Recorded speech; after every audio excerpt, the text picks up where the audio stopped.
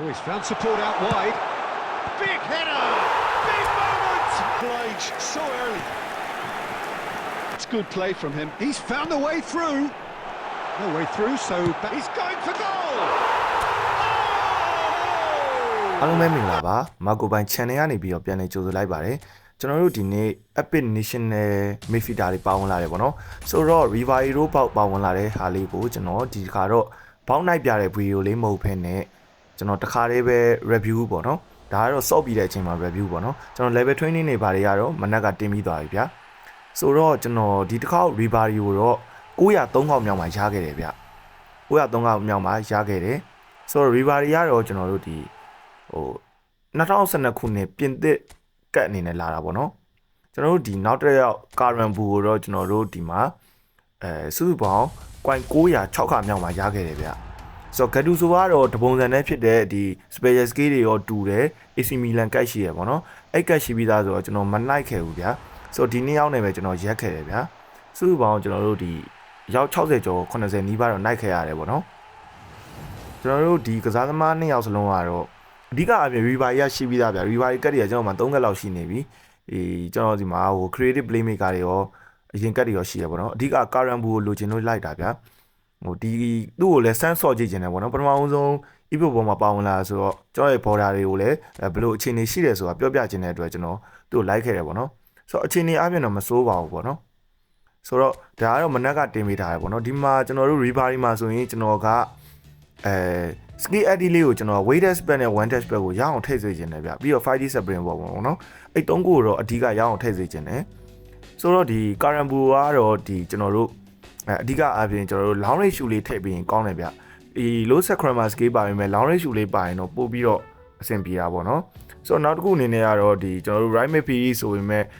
CMF ပေါက်တူပေါက်ပုံစံထားတာကိုကျွန်တော်ကတော့ပို့ကြိုက်တယ်ကျွန်တော်တို့ဒီမှာ Gattuso Designer အနေနဲ့ပါဝင်လာတာပေါ့နော် Gattuso ကအရင်ကတ်နဲ့အများကြီးကွာမှာမဟုတ်ဗျာ level 20ပေါ်မူတည်ပြီးပဲကွာသွားလိမ့်မယ်ဗျာဆိုတော့ဒီ Gattuso အနေနဲ့ကတော့ long range tackle ရောဒီ fortress ကအရင်တိုင်းပဲပြန်ပါလာတယ်ဗျာပြီးတော့ဒီအသက်အရွယ်အားဖြင့်လည်းအဲ့ဒီခုနှစ်အပိုင်းအခြားတွေရပဲဆိုတော့ကျွန်တော်တို့ဒီအရင်ကွာတာကိုမတွေ့ရဘူးပေါ့နော်ဒါကြောင့်မလို့ကျွန်တော်ဒီ Gattuso ဒီကတ်သေးလေးကတော့ဆော့ပြဖို့အခြေအနေမရှိသေးဘူးပေါ့နော် Ribery အကြောင်းကတော့ကျွန်တော်တို့အားလုံးသိပြီးသားဆိုတော့ထားလိုက်တော့ပေါ့နော်ကျွန်တော်မပြောတော့ဘူးဒီ Karan Bu အကြောင်းကတော့ဒီ Karan Bu ကကျွန်တော်တို့ဒီ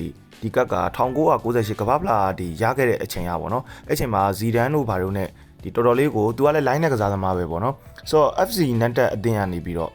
ဒီမွေးထုတ်ခဲ့တဲ့ကစားသမားပေါ့နော်ပြီးတော့ရေးရမထွက်လို့အသင်းမှာလည်းသူကစားခဲ့တယ်ပြီးတော့ဒီရေးရမထွက်ကိုရောက်ပြီးမကြခင်မှာပဲသူချန်ပီယံလိစူဖလားတွေရယူနိုင်ခဲ့တယ်ပေါ့နော်အဲ့နှစ်ကသူ့ရဲ့မှာတကယ်ကိုရွှေနှစ်ဗျာဘာဖြစ်လို့လဲဆိုတော့ပြင်သစ်နဲ့လည်းကမ္ဘာဖလားရတယ်မက်ထရစ်အသင်းမှာလည်းပြောင်းရွှေ့ခွင့်ရပြီးတော့ချန်ပီယံလိစူဖလားလည်းရရတယ်ပေါ့နော်ပြီးတော့အဓိကကစားသမားအဖြစ်လည်းပွဲထက်ဝင်ရတဲ့ပွဲတွေအများကြီးပိုင်ဆိုင်ခဲ့တယ်ပေါ့နော်ကျွန်တော်သူ့ကိုအဓိကစမ်းချင်လို့352ကစားပွဲမှာကျွန်တော်တို့ဒီမှာကွန်းလယ် CMF နေရာမှာထားပြီးသုံးခဲ့တယ်ပေါ့နော်ဆိုတော့ဒီအဲ့ကစားကွက်မှာမဟုတ်ပါဘူး CMF ပါတဲ့ကစားကွက်တွေမှာဆိုရင်သူ့ကိုကျွန်တော်တို့ designer တကောင်ဒါမှမဟုတ်လဲ encouragement တွေ orchestra တွေကြိုက်တဲ့သူတွေနဲ့တွဲပြီးဆော့လို့ရတယ်ပေါ့နော်ဒီ Karan Bu ရဲ့မှာကျွန်တော်တို့ဒီလောအားနှုံးကလည်းတော်တော်လေးကောင်းတယ်သူကစားသမားဘွားအပြင်မှာတော့ကျွန်တော်လည်းမမီခဲ့ဘူးပေါ့နော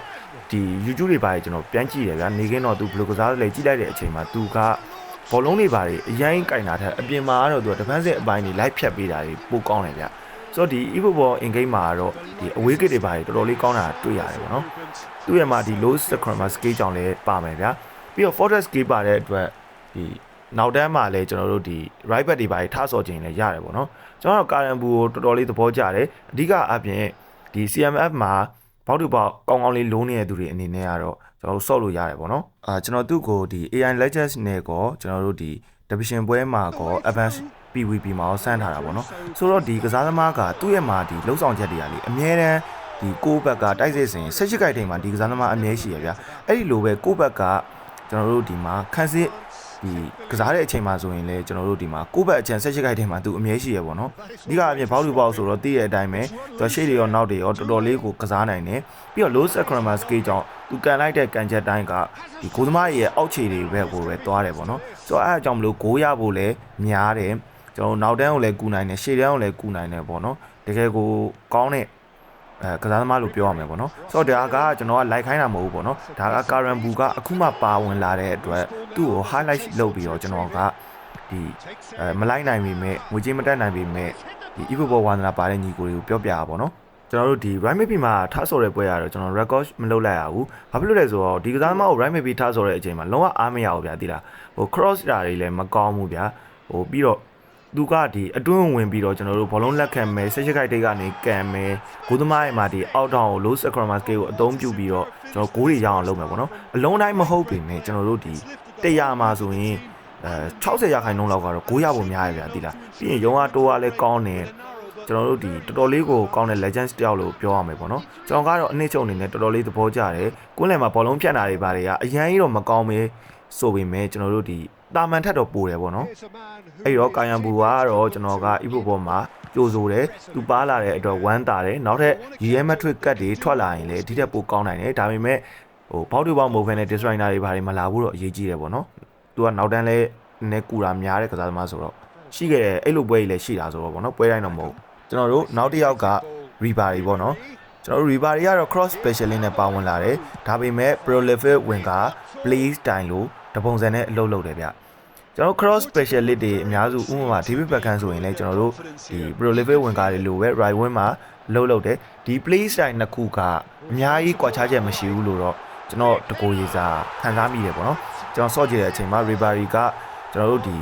across နဲ့ပေါဝင်လာတာလည်းကောင်းတော့ကောင်းတယ်ဒါပေမဲ့မကောင်းတာလည်းရှိတယ်ဗျမကောင်းတာကဘာလဲဆိုတော့တကယ်လို့ across နေရာမှာကျွန်တော်တို့ Blake Collar ဆိုရင်သူ့ရဲ့မှာ kip power 98 99ဒါတင်ကြီးတွေပေါ်မူတည်ပြီးတော့ကွဲသွားမယ်ပေါ့နော်ဆိုတော့အဲ့လိုဟာမျိုးနဲ့ဆိုရင် Blake Collar နဲ့ဆိုရင်တော်တော်လေးကိုမိုက်မဲ့ထဲမှာပါတယ်ဗျ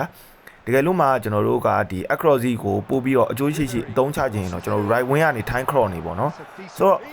ဒါကကျွန်တော်ကဒီမှာကန်တိုနာနဲ့ဆော့ပြထားလို့ပေါ့နော် brother တို့ကဒီခေါင်းထိုက်ကောင်းတဲ့ကောင်နေနဲ့ဆိုရင်ဂိုးတွေအများကြီးရလိမ့်မယ်ဗျာကျွန်တော်ဒီမှာကန်တိုနာနဲ့တောင်မှဂိုးရတာတွေရှိပါတယ်ပြီးတော့ကျွန်တော်ရဲ့မှာဒီဗီဒီယိုထဲမှာက Ribery ရဲ့ kip power အားကောင်းတာကိုကျွန်တော်တေချာလေးမပြလိုက်ရဘူးပေါ့နော် sorry ပါကျွန်တော်အဲ့ပွဲက record လေးမလုပ်လိုက်ရလို့ပေါ့နော်ကျွန်တော်ဒီမှာ time cross နေရာတွေပဲတင်ပြလိုက်တယ်ဗျာပြီးရင် movement dribbling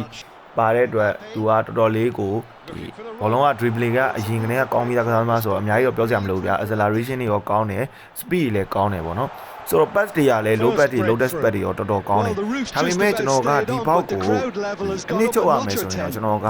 ဒီဘောက်တို့ဘောက်ကာရန်ဘူကိုပို့ပြီးတော့ကြိုက်တယ်ဗျာကျွန်တော်ပထမဆုံးမိတ်ဆက်မှာကျွန်တော်အတွက်ကတော့ကာရန်ဘူကဒီ CMS အဖြစ်ထားရင်တော်တော်လေးကိုကောင်းတယ်ပေါ့နော် Ribery ကလည်းမကောင်းဘူးတော့မဟုတ်ဘူးအဲ့လိုပဲကျွန်တော်စောင့်မကြည့်ပေမဲ့ကျွန်တော်အကြံပေးနိုင်တာကကျွန်တော်တို့ဒီနောက်ထပ်ကျွန်တော်ကြံရှိနေတဲ့ destroyer ကဒူဆိုအနေနဲ့လည်းပေါက်ထားတဲ့အနေနဲ့လည်းစမ်းကြည့်ပေါ့နော်သူကဒီအဖြတ်ပိုင်းတော့တော်တော်လေးကောင်းမှဖြစ်ပါတယ်ကျွန်တော်ဗီဒီယိုလေးကိုဒီမှာပဲအဆုံးသတ်လိုက်ပါမယ်ကျွန်တော်အဆုံးထိကြည့်ပြီးတဲ့ brother တယောက်ချင်းစီတိုင်းကိုကျွန်တော်ဒီမှာမောက်ကိုပိုင်း channel ကနေပြီးတော့အများကြီးကျေးဇူးတင်ပါတယ်ဗျကျွန်တော်နောက်ဗီဒီယိုတွေမှာပြန်တွေ့ပါမယ်ဗျကျွန်တော်သဘောကျခဲ့မယ်ဆိုရင်လည်း comment လေးပေးခဲ့ပါအောင်ဗျ see you ပါ